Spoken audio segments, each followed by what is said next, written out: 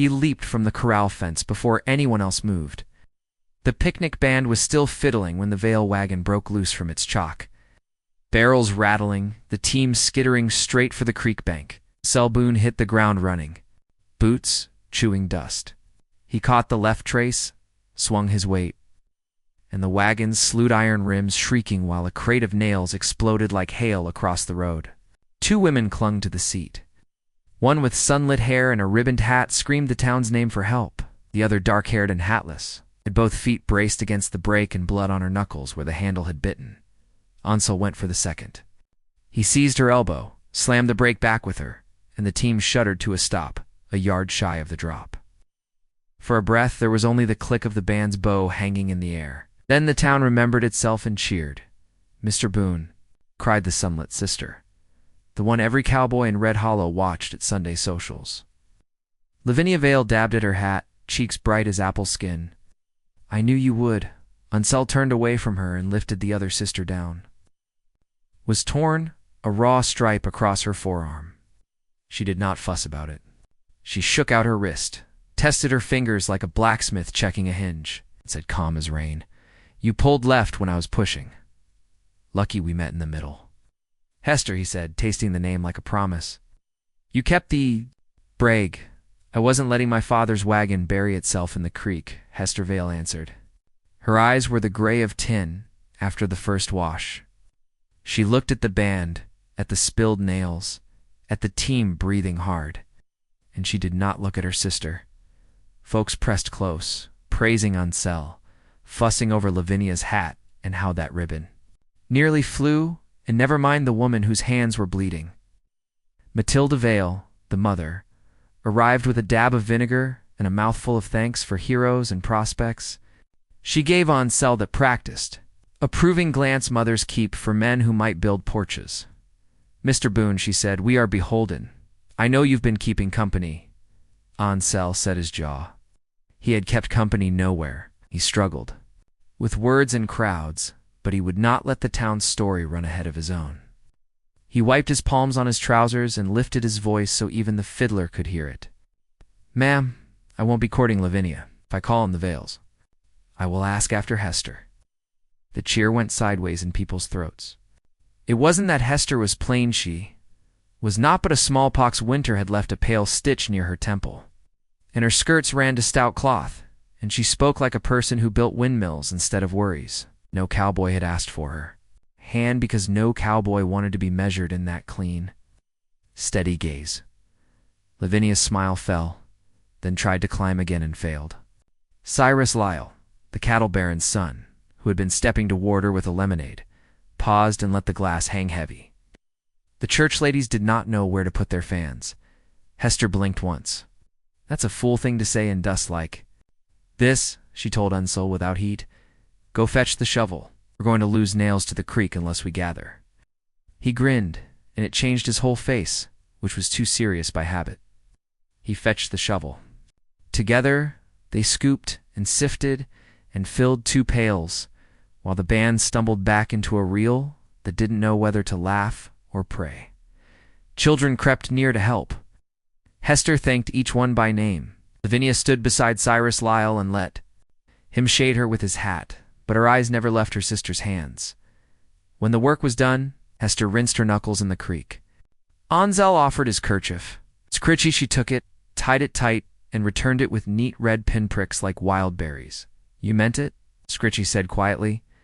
"I don't trade words," he answered. "I'd like to call if you'll have me." "Come when there's light enough to fix the wind pump," Hester said, as if she were testing a gear. "Mother's talk will go easier if the trough is full." Ansel nodded. "I'll bring a new leather cup."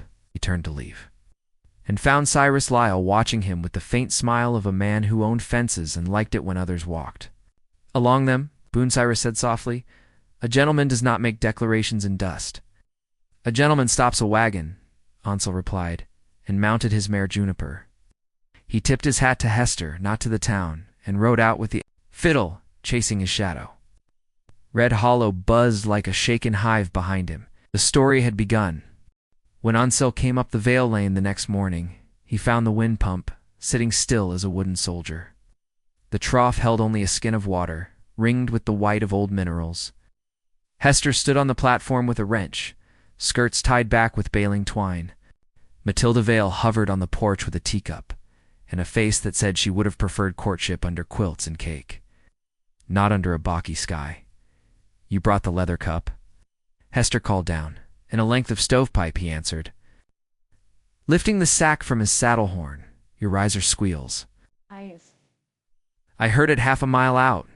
That squeal is my mother's heart, Matilda said sweetly and sipped. It declares itself when men climb our tower without asking. Hester climbed down, wiped her palms, and met Ansel at the base. Up close, he saw fine burn marks on her fingers, arc traces from a forge. Maybe and the ghost seemed near her temple. That made gossips cruel when they ran out of bread to talk about. Leave the pipe, she said. First, the cup. They worked without waste. Ansel set the pump rod in his lap and threaded the new leather. Hester steadied the cylinder and handed tools in a rhythm that felt older than the county. Wind worried the wheat. A meadowlark did. All the talking anyone needed? Matilda adjusted her shawl. Lavinia is resting, she declared to the world. She must be spared the sun after yesterday's alarm. Mr. Boone, I suppose your statement eased your conscience? I don't carry spare consciences, he said, and Hester shot him a fast, surprised smile. By noon, the pump sighed itself, back to life, and water shouldered into the trough with a sound that settled both man and mare. Hester cupped her hands and drank. She did not flutter. She washed the wrench and dried it on her skirt. Thank you, she said. Oh. She set out cornbread and a jar of pickled beets on the platform, not the porch, and Ansel took that as the honor it was. Between bites, she told him of the farm's troubles. Someone had been lifting fence posts at the far pasture and dropping them downstream. Their best heifer had been lured off, salt scattered like breadcrumbs. The taxman said the deed line had uncertainties. Cyrus Lyle's riders had been seen measuring distances with a chain. Lyle's father never met a line he didn't wish to move. Tale said. What does Lavinia think? Hester shrugged. She thinks mother needs quieter music. Lavinia's kind, mostly. Folks like to pretend kindness is foolishness when it comes in a pretty dress. But she doesn't look at fields and see figures. I do. Then you and I see the same, he answered. A buggy rattled up, thin wheels singing on stone. Cyrus Lyle reined in at the gate with a white handkerchief against the dust. He tipped his hat to the porch, not to the platform. Good day, Mrs. Vale, Lavinia asked for a ride to the sewing circle. She restored? Matilda brightened. Perfectly. I'll fetch her. Cyrus let his gaze wander. Boone, didn't take you for a pump man. I'll mend what feeds cattle on Sell. Sid and people. Cyrus pretended to admire the wind wheel. A pity when small claims tangle with large needs. This valley requires order. Men who know how to draw a straight line. Hester's voice was pleasant. Honest if it respects where it begins. Cyrus's smile was all polished boot. Miss Hester, I do like the way you phrase things. He flicked a glance at Unsell. Red Hollow can be rough on women who talk like engineers. It's rough on men who talk like owners, Sell replied. Matilda reappeared with Lavinia, soft as a painted card in pale blue. Lavinia stepped down the porch with care, and for a moment she met Hester's eyes. Something passed between them, sorrow. Apology is sister code no man could read. I'm glad to see the pump mended, Lavinia said, trying to smile at her sister first. Thank you, Mr. Boone. Thank Hester, Ansel said. I only carried a sack. Cyrus helped Lavinia up. Before he clucked his tongue, he looked back once more at Hester at the pump, at Unseld with his sleeves rolled. He nodded like a man counting chess pieces and drove away. Dust lay thin and neat behind him, like chalk on a slate. Hester chewed a corner of bread she'd saved. He's measuring us, she said. Let him, Unsell answered. We'll give him numbers he won't like. 3 nights later, smoke woke Red Hollow like a slap. The bell at the churchyard tolled, and men ran with sloshing buckets, while women tore sheets for swabs. Unsell rode hard from his north pasture, wind in his teeth, Juniper's hooves biting, sparks off stone. The fire lived in the vale. Hay shed a narrow, vicious flame, tall as the ridgepole, hungry for anything dry. Hester was already there, soaked to the skirt hem, shoving a ladder into the heat. "Back wall," she cried. "Break the slats, pull the bales." He didn't argue. He set his shoulder against the boards and tore out a mouth for the fire. To breathe wrong, smoke punched his lungs. Hester climbed into the black and shoved. Together they rolled bales into the open as buckets passed hand to hand. Lavinia knelt in the yard, coughing, cradling a frightened calf that had bolted from its pen. Sheriff Ezekiel Pike barked orders, face streaked with soot. "Keep it from the house. Get that pump going." Ansel heard the pump sing and smiled through the ash, as leather cup held. Hester appeared out of smoke with another bale, hair scorched at the edges, eyes steady. She tossed it like it owed her money. By dawn, the shed was a charred rib cage, but the farmhouse stood, and so did the pump. Matilda wept and called Hester. A blessing in Lavinia, a darling in Unsell, a miracle until words lost edges. Sheriff Pike crouched by the black cradle of the blaze and fished up a twisted bottleneck from the cinders. He held it in his palm a long time. "Lamp oil," he said, almost to himself. With rag, he stood and scanned the tired crowd. Someone meant this. Cyrus Lyle arrived late, clean, on a chestnut that didn't look like it had ever seen. A night fire.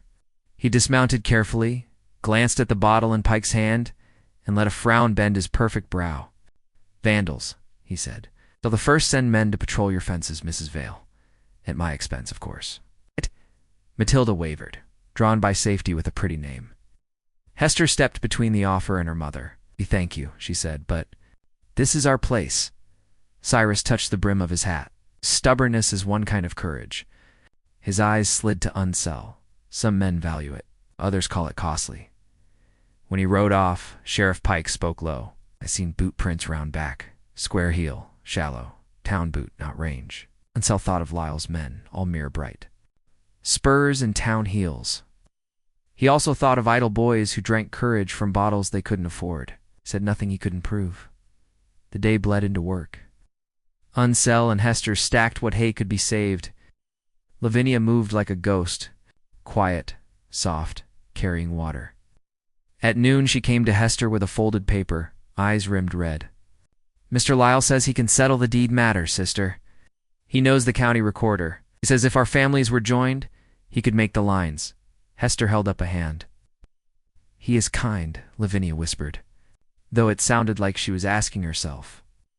"He is kind when the lamp is lit and no one watches. Kindness that hides is something else," Hester said. She took the paper, read the neat script about surveys and settlements, and folded it down to a knife. "I'll go to the recorder myself." Unsell leaned his arms on the stall door. "I'll ride with you." That afternoon they went to town. The recorder's office smelled of ink and dust and old rain. Judge Orson Kettle, who kept a glass eye that wandered like a bored child, met them with stiff politeness. Lyle's surveyor submitted an adjustment, he said, patting a stack. "Clean lines make friendly neighbors. Clean theft makes enemies," Hester replied, not raising her voice. "These are our lines as drawn when my father still breathed." She set their deed on the desk. "Your adjustment eats a third of our creek." Kettle tapped his glass eye. "The county seeks harmony." Unsell stepped close enough that Kettle could not pretend to misplace him. "Harmony without justice is a fiddle with no strings." Something tight moved in the judge's jaw. "Mind your tone, Mr. Boone." Hester did not blink. "Mind your duty, Judge." They left with no satisfaction but a promise. Come back in a week, and the court would review both surveys. Outside, the street felt like a line drawn in dust that a boot could erase as they mounted up. Cyrus Lyle appeared from the shade of the mercantile awning, palm gliding along his chestnut's neck. "You have grit, Miss Hester," he said. "Wonder how it tastes when the well goes dry." Hester looked at the sky, at the thin white of clouds burned to lace. "We'll find water before you find patience." Cyrus laughed, soft, and turned his horse toward the hills. Hester exhaled once. Unsell watched her hands on the reins steady as any man's, and felt the shape of a choice harden in him like iron cooling true. The week between the promise and the hearing stretched long. Red Hollow talked. Men at the blacksmith's anvil laid bets. Beautiful Lavinia would make a fine Lyle. The stubborn sister would age beside a pump handle. Women at the church quilting. Frame set stitches and set judgments, too. Hester went about her chores as if gossip were only another wind to lean against. Ansel helped where his hands could be used. Without turning talk to tinder, he mended fence on the north line with wire he bought himself and never tallied. He taught Hester's young bull to take a lead rope without batting it in the eye. He fixed the latch on the chicken house and said nothing when Hester paid him. With a skillet of biscuits he could have eaten in one sitting. One evening, a wild wind came up from the west and turned the wheat to a gray rolling sea. The wind wheel howled like a hymn sung wrong. Hester and Unsel climbed the tower with lanterns and a length of rope to lash the tail. The platform bucked. Hester's hair whipped her cheek. Lightning stitched the far ridge. "Hold," Unsel said, voice steady in the racket. "I am," Hester answered, threading the rope through iron. "Always."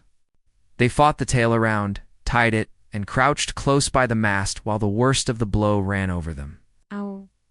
Lantern light carved warm hollows in their faces. Notso wanted to say what had been building in him since the wagon, but he had learned to let a truth rise to its own surface. "When my father died," Hester said, not looking at him, "men came to the door with pies and plans. They all included the sale of our water. I told them we were not for sale," Red Hollow decided then. "I was not for marriage either." "Red Hollow can marry itself to mirrors for all I care," Ansel replied. Her mouth quirked at the corner. "That's almost poetry." "I don't have poetry," he said. "I have hands and a mare and the knowledge that I would stand in front of your door until those pies turned to stone." Silence held like a breath. Then she nodded once, as if a gear had found its tooth. "All right." Ansel Boone. They climbed down when the wind died. And in the yard, Lavinia waited with a shawl for Hester and one, hesitating for Ansel too. "I'm sorry for the paper," she said to her sister. "Sometimes I think I am made of lace. The more I try to be useful, the more holes I find."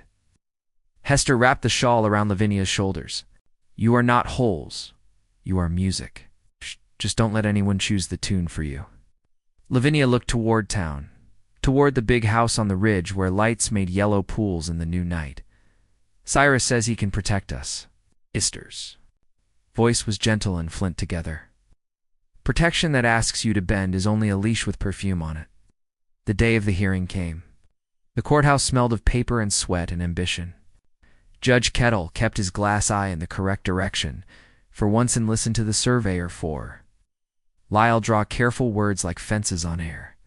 Hester stood straight in her stout dress and spoke clean. She had maps traced on butcher paper, measurements written in her neat square hand, a memory for stones along the creek that made the room go quiet. When it was Unsel's turn, he did not try to be clever.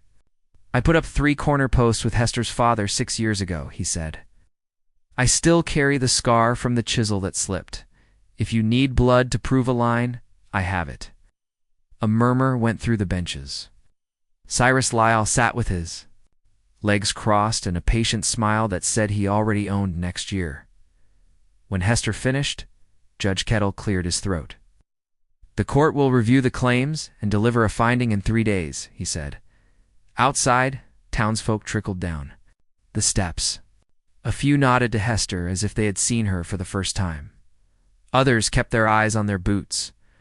Cyrus approached with a paper carnation in his buttonhole. He bowed from the neck like a man at the opera. "You argued well," he told Hester. "I admire a mind that cuts." Turned to Unsel. "You could save yourself trouble by taking a different road. There's work for a man like you on my south range." "I already have work," Unsel said, "carrying buckets for the veils." Cyrus's smile cooled. "Or carrying whatever Miss Hester hands you." "Is carrying what's right," Unsel answered. Cyrus let his gaze rest on Lavinia, who had come in spite of Matilda's warnings about courthouse air. "Miss Lavinia, I have a place for you where rooms echo when you sing." Lavinia's chin lifted. She did not look at Hester. She looked at Cyrus the way a woman tests a bit for burrs. "Echoes are only walls talking to themselves," she said, and walked away, shawl bright against the dusty day. The finding did not come in 3 days. The county clerk took sick or pretended. The judge visited a cousin or claimed. A new storm knocked the telegraph mute, truly. Work, however, did not wait. Cattle needed salt. Wheat needed prayer. Then the heifer that had wandered once went missing again. Tracks led north into brush, then vanished where creek stones baked white as bone. Hester and Ansel saddled at dawn to follow what could not be seen. Lavinia begged to come, and was told no by both of them for different reasons. Sheriff Pike, short of deputies and long on hunches, handed Ansel a badge for a day and told him to keep his eyes open and his mouth shut. They rode in a heat that made rocks hum. At noon they found the heifer bawling from a dry draw where a snare of wire had cinched her hock. The wire was new. The knot was a tidy one, not the clumsy coil a rustler ties on the run. Ansel cut it free while Hester steadied the animal's head, whispering nonsense until nonsense became sense again. "Somebody wants us tired," she said. "Somebody wants you to sell," Ansel answered. They pushed the heifer home through air that trembled. Near the south fence they saw 3 riders skyline themselves on the ridge, pausing just long enough to be seen. Hats flat, coats Starklisle men, or men hired by him. They did not come down. They let absence do their work. Back at the yard, Matilda met them with a face creased by new fear. "A letter came," she said, thrusting it at Hester. "From Kettle.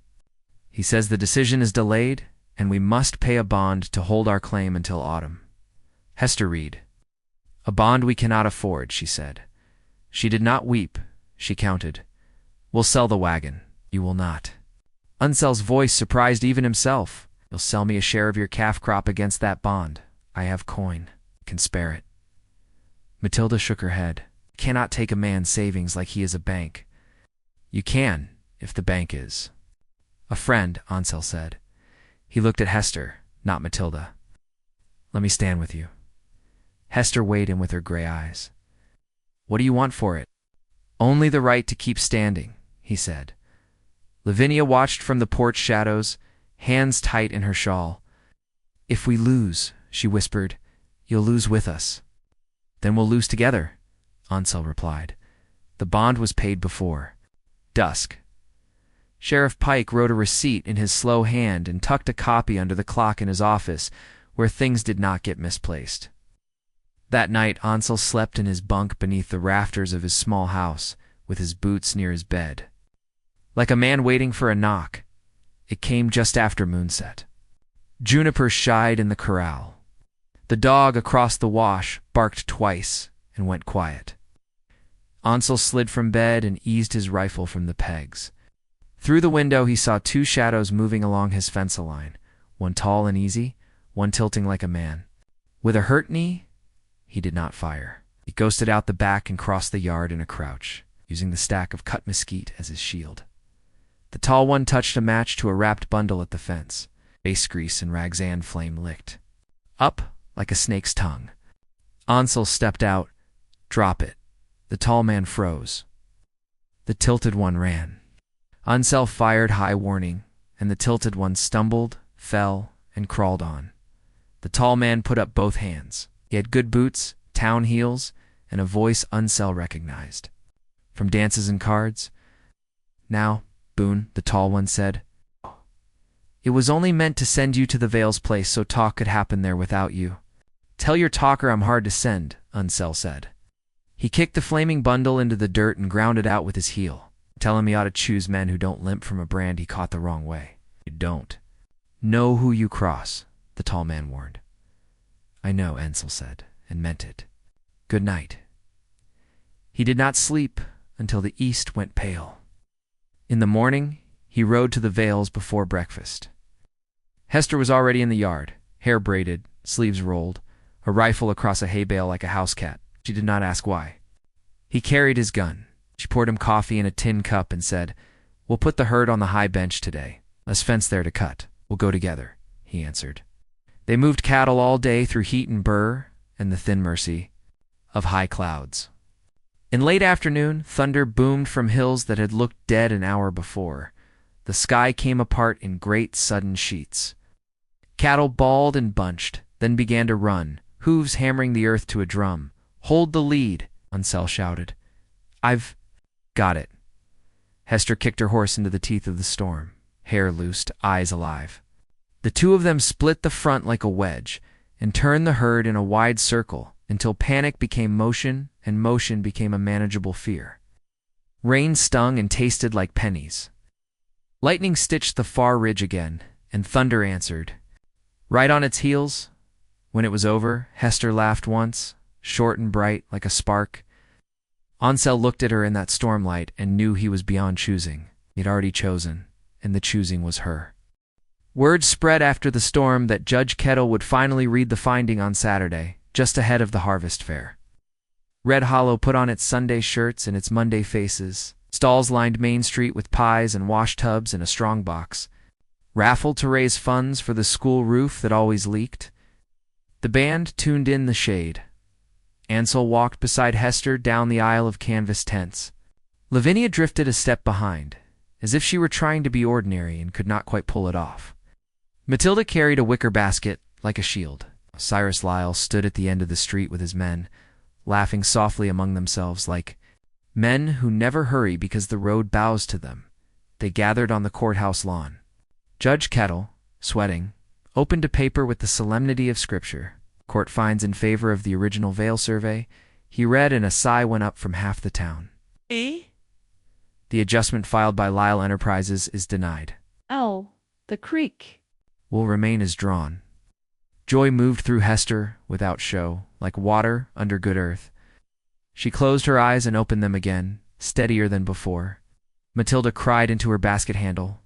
Lavinia clapped once, then stopped, because Cyrus Lyle was already stepping forward with a smile unchanged by losing.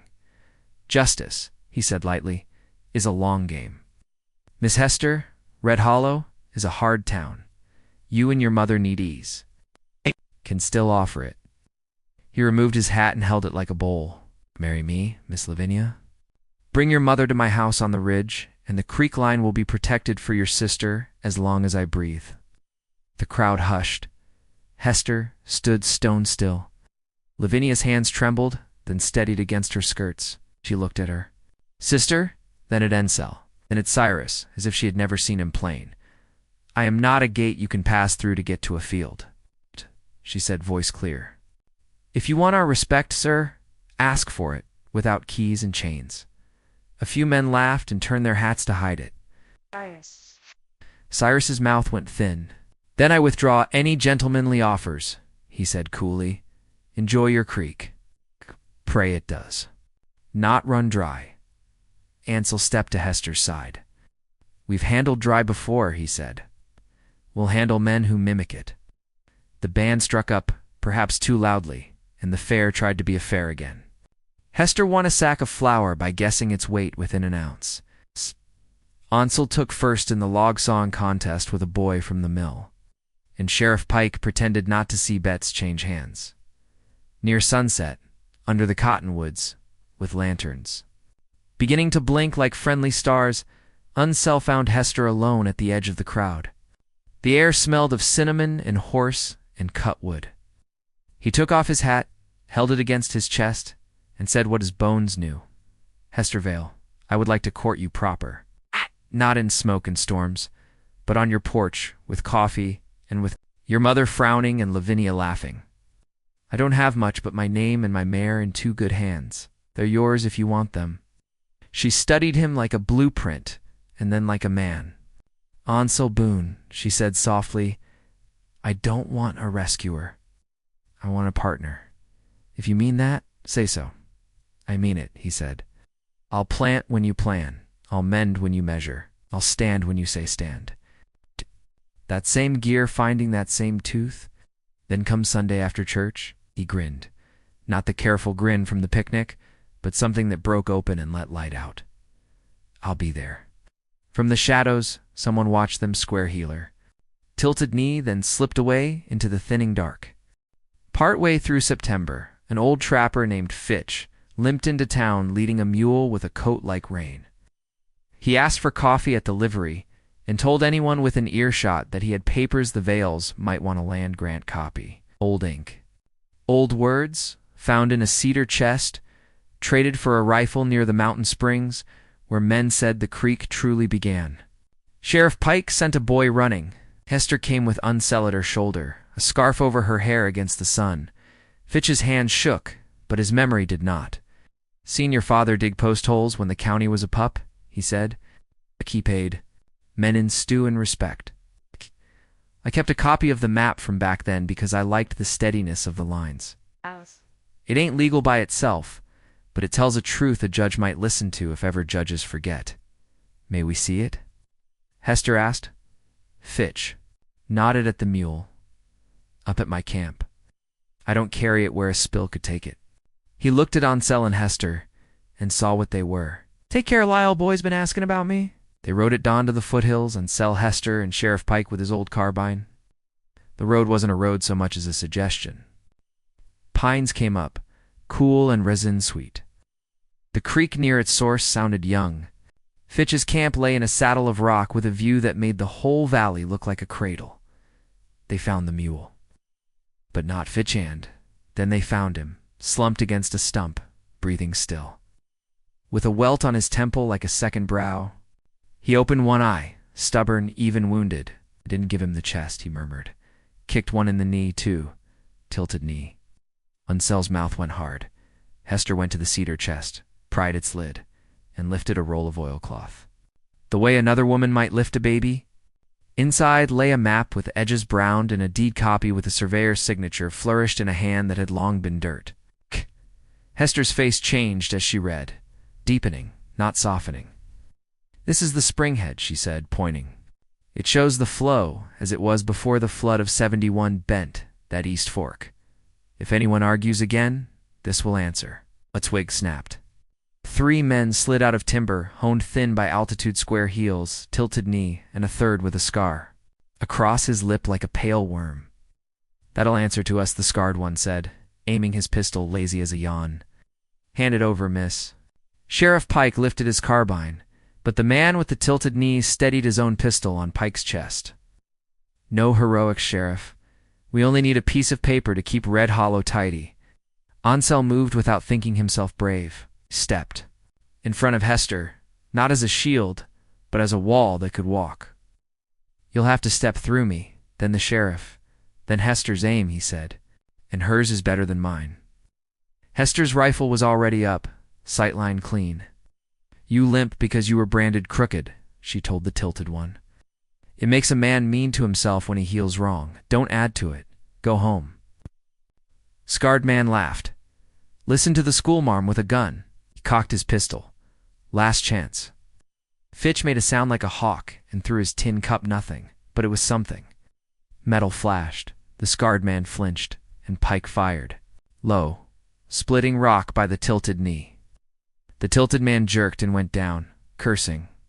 Ansel lunged, barreled into the scarred one, and they rolled in pine needles and dust, the pistol going off with a crack that tore the quiet. Hester's shot snapped a twig clean beside the square-heeled man's ear, and he decided very suddenly that he had errands in town. He ran. Ansel drove his fist once, twice, and the scarred man went limp. Hester grabbed the pistol and emptied it of cartridges before setting it far from reach. Pike disarmed the tilted one and tied his hands with the mule's halter rope, apologizing. To the mule, they made camp until Fitch could walk, then brought him down slow. With the map tucked under Hester's shirt like a second skin, at the valley floor, Cyrus Lyle himself waited at the fork of the road, astride his perfect chestnut. Flanked by 2 riders who pretended to be bored, Miss Hester, he said, voice smooth as lard. You collect old stories. How quaint. Sadly, none of that will matter if it disappears. He reached out a hand like a cordial host, inviting a lady to dance. Give me the papers. I'll see they are kept safe. Your men tried that. Hester answered. They were not convincing. Cyrus's eyes drifted to the tilted rider, bound, then to Ansel with bark on his shirt and bloom on his knuckles. Something older and colder looked out of him then. "Boone," he said softly, "you force me to be unkind." "Try kindness and see how it fits," Unsel said. Cyrus laughed once. No humor in it. "Pass," he said, and wheeled his horse. "This is not finished." "No," Hester said to his back. "It is beginning to be." Partway through September, an old trapper named Fitch limped into town, leading a mule with a coat like rain. He asked for coffee at the livery and told anyone within earshot that he had papers the Vales might want a land grant copy. Old ink. Old words found in a cedar chest traded for a rifle near the mountain springs where men said the creek truly began. Sheriff Pike sent a boy running. Hester came with Unsel at her shoulder, a scarf over her hair against the sun. Red Hollow woke to a paper nailed on the courthouse door, an injunction, new words, thick with Latin claiming irregularities, demanding seizure of any disputed documents pending a fresh review. Judge Kettle protested that he had not issued it. The seal looked like the county's. Sheriff Pike traced it with a finger and said, "It's clever. It ain't honest." Cyrus Lyle sent men to collect what? The paper commanded. Pike met them with his badge and his old carbine and said, "Over my existence." Church ladies who'd once fanned gossip now fanned justice, lining the steps with skirts white as sails. Boys from the mill carried slings in their pockets and bad ideas in their eyes. Hester walked up the steps with Unsel, the oilcloth roll under her arm. She did not speed up when Cyrus appeared at the far end with a deputy marshal from the next county who wore a fresh star and a face that liked trouble. "Produce the documents," the marshal said. "Bored already. I will produce myself," Hester replied. "And this town can decide if it wants to be the kind of place where crooked paper beats real lines." She turned, not to the marshal, not to Cyrus, but to Red Hollow. "My father bent no rules to draw our land. We worked. We did not ask for a man on a ridge to keep us safe as his women. We asked for neighbors. If we let this pass, next time it'll be your well, your wheat, your widow's boundary." Her voice was not loud. It was level, and it carried farther for it. Unsel felt it steady as ribs like a hand. Lavinia stepped forward then, shawl tight, but chin high. She faced Cyrus Lyle, the man who had courted her with rooms and echoes. "You could have had our friendship," she said. "You chose a show." Cyrus's mask slipped. "You are both misled," he hissed, quiet and hot. "Red Hollow grows because men like me build it. Red Hollow grows because women like." Hester refused to sell it. Lavinia shot back, surprising herself, surprising everyone. The marshal reached for the paper under Hester's arm. Unsel moved, not violent, only present. Pike raised his carbine an inch and said, "Marshal, you got played." He handed over the fake injunction and a real warrant for the scar-lipped man who'd signed it as acting clerk to states. Away. We caught him limping out of town with his lies dragging behind him. The Marshal Reed frowned and stepped back like a man who had put his boot down in something he couldn't name. "Mr. Lyle," he said carefully, "I believe I will take no action today." Cyrus exhaled through his nose like a horse who doesn't like the bit. "I cert." He looked past Hester to Unsel, and what he said wasn't lit was the kind of thing a man says when he has lost the easy road. "You will regret this, Boone. She will cost you more than money." Unsel smiled, small and true. "Everything worth having does." Cyrus turned, and for the first time his men did not follow at his exact heel. The town watched him go as if they had just learned a new letter and could now spell him. After. On the courthouse steps, with the band trying out a reel for courage, Unsel took Hester's hand. "Marry me," he said. No preamble, no poetry, only the clean edge of a thing that fits. "I will build you a house halfway between our lands so neither of us has to uproot to feel at home. We'll set the door to the west so we can watch. Weather come honest." Hester looked down at their hand scar and stain and steadiness sand, then up into a sky that had found its blue again. She smiled, not a shy smile, not a surprised one, but the kind that takes root. "Yes, Unsel Boone." She said, "Yes." Lavinia put her arms around them both, laughing and crying. Matilda sniffed, and claimed she had always known this would be the outcome, which was half true and half mother. Sheriff Pike shook Unsel's hand and told him straight that if he ever forgot to be worthy, the sheriff's carbine would remember. The church ladies cheered. A child tugged Hester's skirt and asked if there would be cake. Hester said there would be cornbread with honey, and the child said that was almost cake and ran off happy. They married under the cottonwoods by the creek that had been argued over and guarded and finally blessed by work. The whole town came, even people who pretended they had other places to be. The band played low and sweet. Hester wore a dress. She had stitched herself, simple as a clean ledger. Unsel wore his one good coat and a new hat because the old one had been too much weather. Lavinia sang. Her voice rose like light. No echo could claim it. The trees held it and returned it as shade. Matilda cried for joy, not fear, and no one minded if a little vinegar splashed in the punch. Sheriff Pike spoke a few words because the preacher had taken sick, and his words were plain as fence posts. Be good to one another when the sky is kind, and be kinder when it is not. After the vows, Unsel led Hester across the new threshold of the small house they had raised with neighbors halfway between his range and her fields, just as promised. The door faced west. The windows took the morning. The wind pump he had, built with her word, a steady him. On the table lay the old deed copy from Fitch and the new court finding framed in cheap pine. Side by side like elders who had stopped arguing, there were years ahead with weather that would test them and markets that would worry them. There were nights with colicky calves and mornings with frost, frosting the wash line. There were harvests that would fill the crib and a couple that would not. They did not promise each other miracles. They promised work, and they kept that promise. Cyrus. Lyle did not leave Red Hollow, but Red Hollow learned how to look him in the eye. The men with square heels found that work done in daylight stuck better than schemes done in shade. The tilted-knee man came to Unsel one winter with hat in hand and asked if there was honest fence mending to be done. Unsel said yes, and Hester paid him fair, and he stood taller after.